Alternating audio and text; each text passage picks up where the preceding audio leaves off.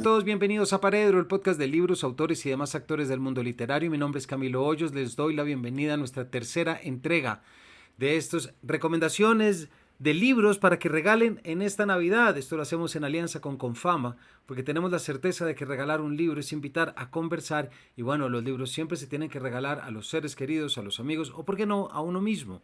Pero como a veces no es sencillo saber cuál, pues para eso estamos acá recomendando. Ya llevamos 30 libros a razón de 15 libros por capítulo. Este es el tercero, así que sin mayores preámbulos arranquemos con el libro 31, que es nada más y nada menos de Laura Ortiz Gómez, una formidable autora colombiana que hace poco pasó precisamente por los micrófonos de Paredro para hablar sobre la novela que queremos recomendar, que es Indócil. Esto está publicado en Tusquets.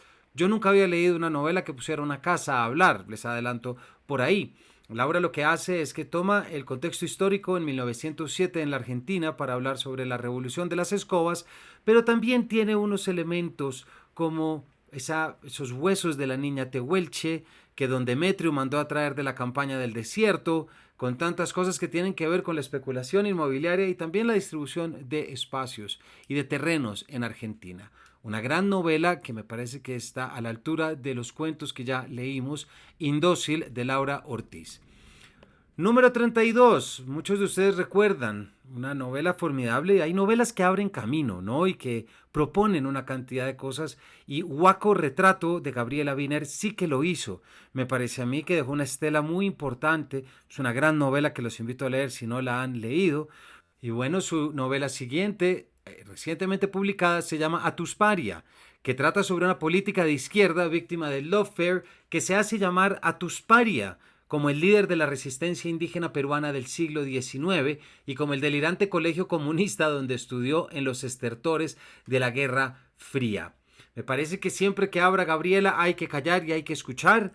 Y esta es una novela catalogada como rompedora y exquisita, satírica, autoficcional y ligeramente futurista. Llama mucho la atención también, continúa bajo la temática indígena, pero claro, bajo una estructura literaria y bajo unas formas que no podemos dejar pasar. Y además, como les digo, si sale algo de Gabriela, hay que leerlo por lo que les recomendamos esta novela. Libro 33. Bueno, ¿quién no ha escuchado de la grandísima Leila Guerriero? ¿No? Si me dieran la oportunidad de aprender a ver como alguien, yo quisiera aprender a mirar y a ver como Leila y por supuesto a escribir. Sobre todo en este último libro suyo, La Llamada, publicado por Anagrama, que ya ha ganado y ha conseguido una cantidad de premios merecidos. Y de nuevo lo que hace Leila pues es encontrar historias particulares sobre lo que supuso la dictadura argentina. A fines de los 60, con 13 años, la argentina Silvia Lavairu era una adolescente tímida, lectora, amante de los animales, entusiasta de John F. Kennedy, hija de una familia de militares que incluía a su padre, miembro de la Fuerza Aérea y piloto civil.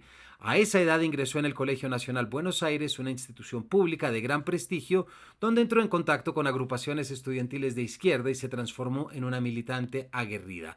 En marzo del 76 se produjo en la Argentina un golpe de Estado que dio comienzo a la dictadura militar y para entonces, embarazada de 5 meses y con 20 años, Lavairu integraba el sector de inteligencia de la organización Montoneros, un grupo armado de extracción peronista.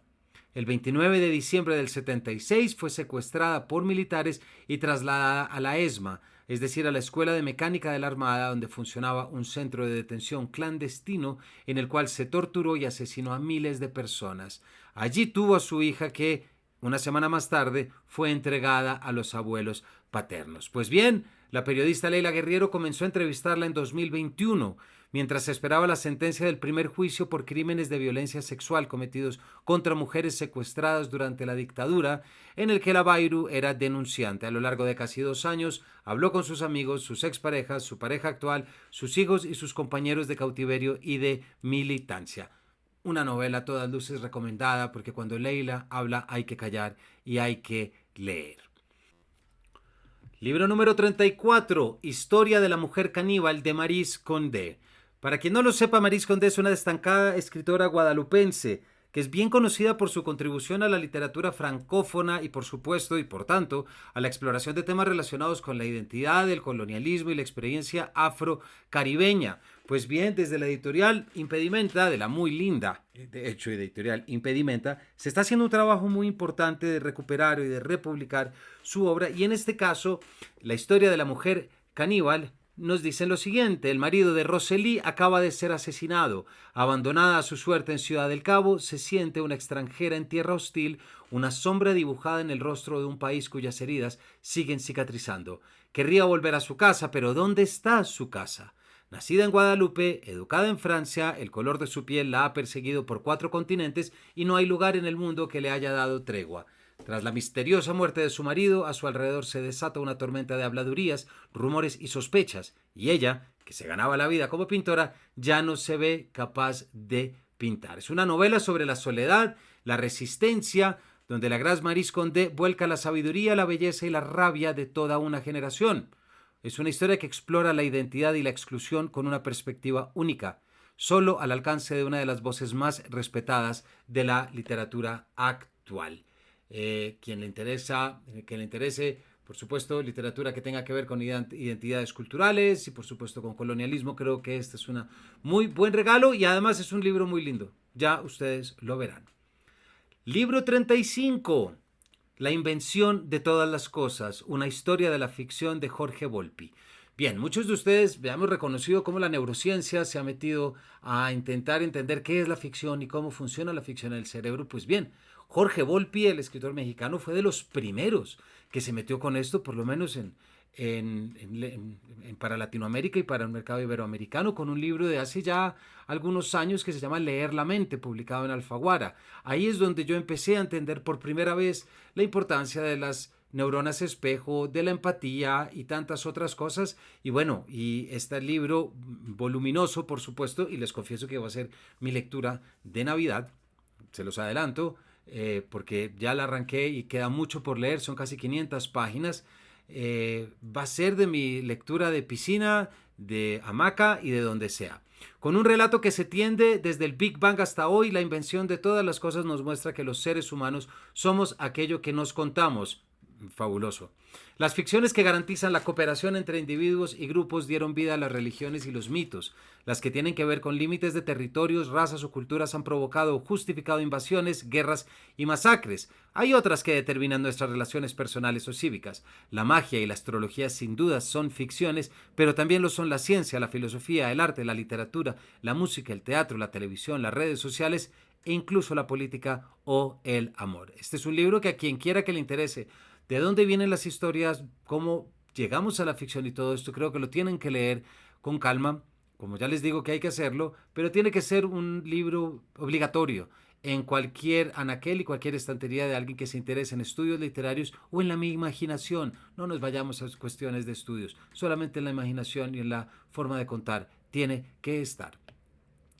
Número 36. Mucho hemos escuchado sobre la vegetariana y clases de griego de la recién ganadora del premio Nobel Han Kang. Pero Alfaguara Penguin Random House, acaba de publicar Imposible decir adiós, novela definida por la misma autora como una novela de amor inmenso, como una vela encendida en el abismo de la naturaleza humana. Y aquí es donde está el giro, por supuesto, una novela que tiene que ver con la masacre de Jeju, una de las masacres más importantes y peores, por supuesto, en la historia de Corea. Una gélida mañana de finales de diciembre, Gyeong-ga recibe un inesperado mensaje de su amiga In-seon. Después de sufrir un accidente en su taller de carpintería en la isla de Jeju, ha sido trasladada de urgencia a un hospital de Seúl. Desde la cama, In-seon le ruega que tome el primer vuelo a la isla y se ocupe de su pequeña cotorra antes de que le acaben el agua y la comida. Hay una historia en esta novela enterrada de la familia de In-seon que está a punto de salir a la luz a través de sueños y recuerdos transmitidos. Quien haya leído a Han Kang, pues ya verá y conocerá lo que es este estilo, y creo que pues, lo que más hay que hacer cuando sale un premio Nobel es leer cuantas novelas podamos, por supuesto, para poder entender ese criterio de el jurado, de la academia, y bueno, para poder aprender de mundos, a mi juicio, a mí me parece tan remotos como puede ser el mundo de Corea.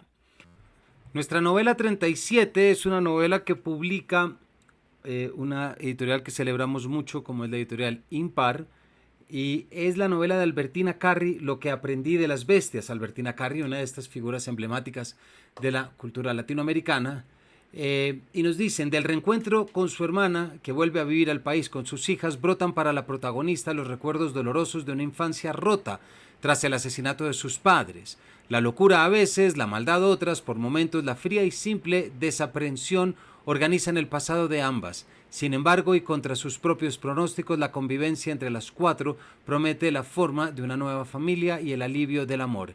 En esta esperada novela de Albertina Carri, figura ineludible del cine más original e irreverente de Latinoamérica, vuelve a su escenario preferido, el campo, a través de un relato descarnado, plagado de detalles crueles y luminosos, eróticos y escalofriantes. Sin lugar a dudas, pues habrá un diálogo, por supuesto, con el libro de Leila Guerriero, y tiene que ver con, pues el título me parece que ya suficientemente diciende, ¿no? Lo que aprendí de las bestias y todo lo que tiene que ver con asesinato de padres y, por supuesto, con dictaduras. Número 38. Bueno, ¿quién no ha visto o quién no ha escuchado los capítulos de Emparedro que hemos hecho sobre Pedro Páramo? ¿Cierto? Creo que hay que ver la serie, así como hay que ver la serie de 100 años de soledad, pero ahorita estamos en Pedro Páramo y en Juan Rulfo. Pues bien, creo que no hay mejor momento que comprar esa caja tan bonita de la obra completa en la editorial R&M, que se publicó ya hace unos años, en 2017 de hecho, pero que sigue igual de linda, que tiene 3 libros fundamentales: El Llano en Llamas, su colección de cuentos, Pedro Páramo y El Gallo de Oro y otros relatos. Hay que tener siempre una buena edición de Pedro Páramo, yo creo, porque es uno de esos libros que hay que ir corriendo a buscar cuando uno le entra en las ganas, y creo que esta es una buena oportunidad, es un regalo, además es una caja muy bonita. Bien, ¿a quién no le interesa un poco para nuestro libro 39 la literatura japonesa y sobre todo literatura escrita por mujeres japonesa? Pues bien, Aki Shimasaki tiene la pentalogía La sombra del cardo, y quiero recomendarles especialmente Fukinoto, la granja de Atsuko. Atsuko es feliz en la pequeña granja con la que siempre ha soñado, su negocio va bien y pronto necesitará contratar ayuda. Cuando su marido aceptó dejar la ciudad para compartir con su familia esta vida en el campo que no es propia de él, ella supo reconocer los sacrificios que le costó, pero una amiga del pasado reaparece en la vida de Atsuko, quien tendrá que ordenar su existencia y sus deseos tan enredados como un bosque de bambú abandonado. Esta es la esperada cuarta parte de la pentalogía, y es uno de los grandes éxitos de la literatura japonesa. Cada título puede leerse por separado, pero creo que este también es, por lo tanto, digo, esto es un buen punto de partida en la cuarta entrega, La granja de Atsuko. Y creo que es muy importante saber qué es lo que tanto se está leyendo en las otras partes del mundo. Fíjense, qué se está leyendo en Corea, qué se está leyendo en Japón, y de esas formas podemos entender no solamente temáticas que reflejan realidades sociales, pero sobre todo técnicas que a veces no están a nuestro alcance o que no se utilizan en nuestra lengua. Libro número 40. De hecho, es un libro que forma parte de una colección que quiero recomendarles muchísimo. Me refiero a En busca del silencio de Adam Ford. Forma parte de la colección Tiempo de mirar de la editorial Ciruela. Adam Ford examina el poder creativo del silencio en diversas tradiciones religiosas como fuente de fuerza interior y autoconocimiento, así como su lado más oscuro cuando se usa como arma política o en una relación afectiva. Este libro demuestra que podemos encontrar momentos de paz para alimentar el espíritu en un mundo cada vez más caótico y vertiginoso. Ciruela es Ciruela, por supuesto, pero échenle ojo a esta colección, porque estoy seguro que se van a antojar de más de un libro de estos. Más adelante estaremos recomendando otros, pero que este sea el primero para poder llegar a unos contenidos muy bien curados, y me parece a mí que son de un contemporáneo y de un actual que hay que echarle el ojo. En busca del silencio de Adam Ford.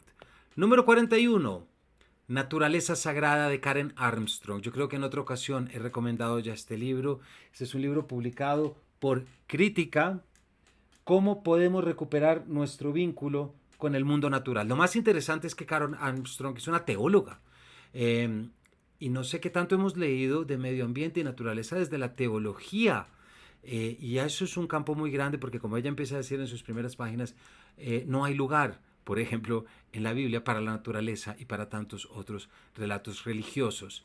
Desde el principio de los tiempos, la humanidad ha mirado a la naturaleza y ha visto lo divino. En los escritos de los grandes pensadores de todas las religiones, el mundo natural inspira desde el miedo hasta el asombro, pasando por la contemplación tranquila. Dios, o como quiera que se defina lo sublime, estaba presente en cada escenario. A través de este acercamiento religioso, y podemos llamar en algunos puntos místico, pues creo que muchos vamos a tener un lenguaje distinto de todo esto que tanto pensamos acerca del medio ambiente, del calentamiento y de esta nueva conciencia nueva que llegó para quedarse. Número 42 es de una editorial que recomiendo muchísimo por sus contenidos, por sus títulos y por su bonita edición, como es Errata Naturae. Y aquí les recomiendo Los lentos, la resistencia a la aceleración de nuestro mundo del siglo XV a la actualidad, de Laurent Vidal. Vivimos en un tiempo de aceleración generalizada. Creímos que la paralización global que supuso la pandemia permitiría una pausa, una reflexión y un cambio de ritmo, pero no fue así. La inercia era demasiado fuerte. Al fin y al cabo, la aceleración es un patrón rítmico que se asentó en Occidente en los inicios de la modernidad. Entonces el discurso religioso asoció la lentitud al pecado capital de la pereza, mientras el discurso económico encumbró la rapidez en la producción y en los intercambios comerciales como símbolo de progreso y eficacia social. Combinando el rigor erudito de un gran historiador con la sensibilidad de un magnífico escritor, este ensayo abre nuevos horizontes para repensar nuestra relación con la libertad en un mundo donde la existencia ordinaria queda tantas veces asfixiada por el ritmo impuesto por todo tipo de gadgets y de apps. Me parece que viva todo aquello que nos lleve a la lentitud, que viva todo aquello que no nos haga estar corriendo, que nos aleje un poco de esa idea de time is money, ¿verdad? Para poder comprender que hay otros ritmos tan necesarios para poder llegar a esta salud mental y bienestar emocional que tanta falta nos hace. Por ahí mismo también creo que viene el libro 43, Breve elogio de la brevedad. Esto es de Antonio Gutiérrez Rubí. Si hubiera tenido más tiempo, hubiera escrito una carta más corta, afirmó Pascal. Hoy lo breve nos invita, en medio de una sociedad enferma de frenesí, a detenernos ante el epitafio enigmático de una lápida, ante el aforismo que sugiere sin decir, ante la pancarta que nos golpea con el alma de su lucha. Una mariposa nace, vive y muere en apenas unos días. Aunque efímero, contemplamos su vuelo con asombro, y el aleteo de sus alas, como dice el proverbio chino, comillas, se puede sentir al otro lado del mundo, cierra comillas. La tesis de este libro es sencilla: lo breve entraña lo profundo. Para probarla, Anthony Gutiérrez Rubí recorre la historia y la cultura en busca de las distintas formas que ha adoptado la brevedad. Directo, sucinto, claro, su estilo nos propone una reflexión breve y por ello honda. Este libro me parece que está absolutamente genial. 44. Las vicisitudes de la naturaleza, de Spinoza a Freud. Esto es de Richard Bernstein. Ante pandemias devastadoras, climas extremos y la destrucción de ecosistemas, parece evidente que la relación entre los seres humanos y la naturaleza debería estar en el centro de cualquier debate intelectual. Cada vez somos más conscientes de la necesidad de cambiar nuestras costumbres. De no lograrlo, las consecuencias parecen inevitables. Desapareceremos junto con tantas otras especies. El primer escalón hacia esa meta pasa por repensar la manera en que concebimos la naturaleza, así como el vínculo que nos une a ella. Bernstein nos interpela para que revisemos algunas de las grandes reflexiones acerca de la naturaleza que la historia nos ha dado. El autor articula un recorrido por el pensamiento de figuras como Spinoza, Kant, Marx y Nietzsche para reconstruirlo y revelar tanto sus contradicciones como sus puntos en común. Así consigue vertebrarlos en un todo coherente que permite pensar de nuevo nuestra forma actual de relacionarlos con el entorno. Vamos ya 3 libros que tienen que ver con la naturaleza en esta sección porque pues es un tema que no podemos dejar pasar y que ya se tiene que quedar aquí mismo. Las vicisitudes de la naturaleza de Richard Bernstein. Y para terminar, bueno, un texto que es del prácticamente el siglo I antes de Cristo, autor de Marco Terencio Varrón, ese auténtico sabio polímata ante el que San Agustín se admiró tanto de lo mucho que había leído como de lo mucho que había escrito. Pues la editorial Acal trae Las cosas del campo, que lejos de constituir un tratado sobre la agricultura, la ganadería y los animales de corral, viene revelándose Las cosas del campo como una compleja síntesis en la que, además de aspectos puramente técnicos, se incluye también el diálogo filosófico y la sátira, y en la que dentro de una dramatización el propio autor interviene como personaje literario. A lo largo de 3 animadas charlas con diversos amigos y conocidos, nos revela el ambiente social y político de la Roma del momento, a veces teñido de auténtica tragedia, si bien acá y allá no falta un humor inconfundiblemente, nos dicen, barroniano. Marco Terencio Varrón vivió entre el 116 y el 27 antes de Cristo y fue considerado con Petrarca, tras Virgilio y Cicerón, como una de las grandes luces romanas. Bien, llegamos así a nuestro número 45. Saquen su cuaderno o repasen. Vamos a leerlos todos para que no se les quede ninguno por fuera. Hemos hablado de Indócil de Laura Ortiz Gómez, Atusparia de Gabriela Wiener, La llamada de Leila Guerriero, también de Historia de la mujer caníbal de Maryse Condé, La invención de todas las cosas, una historia de la ficción de Jorge Volpi, Imposible decir adiós de Han Kang, Lo que aprendí de las bestias de Albertina Carri, la obra completa de Juan Rulfo, Fuki no To, La granja de Atsuko de Aki Shimasaki, En busca del silencio de Adam Ford, Naturaleza sagrada de Karen Armstrong, Los lentos, la resistencia a la aceleración de nuestro mundo del siglo XV a la actualidad de Laurent Vidal, Breve elogio de la brevedad de Antonio Gutiérrez Rubi, Las vicisitudes de la naturaleza de Richard Bernstein y por último Las cosas del campo de Marco Terencio Varrón. Gracias por habernos acompañado y no olviden que nos quedan todavía muchos libros por recomendar hasta que lleguemos al 120. Tanto desde Paredro como desde Confama los invitamos a que regalen un libro en esta Navidad, porque invitar a leer es también invitar a conversar. Nos vemos en nuestra próxima entrega.